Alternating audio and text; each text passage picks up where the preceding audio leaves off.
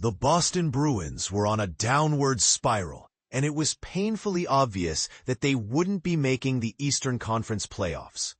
This realization left general manager Don Sweeney and his team with a tough choice: stick with the current roster or start selling off assets. The decision was made to sell, and the fire sale began just before the trade deadline. But here's where it gets controversial. The first domino to fall was Justin Brazeau, traded to the Minnesota Wild the night before the deadline following a disheartening loss to the Carolina Hurricanes. The next day, things really heated up. Sweeney made some significant moves, trading away key players like captain Brad Marchand, forward Charlie Coyle, and defenseman Brandon Carlo. The deadline was a whirlwind, but one player who was part of the exodus had some insightful words to share. Former Bruins forward Charlie Coyle admitted that the writing had been on the wall for some time.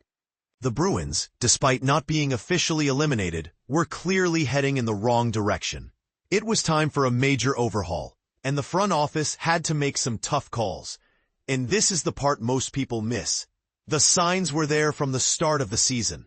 Training camp raised some red flags, and the firing of former coach Jim Montgomery only added to the uncertainty. The team saw a brief improvement after the coaching change, but after the new year, things started to unravel again. Sweeney had to make a tough call, but it was necessary. The Bruins needed a reset, and the offseason hasn't been promising in terms of a retool rather than a full rebuild. But if there's one thing that was clear, it's what Coyle said.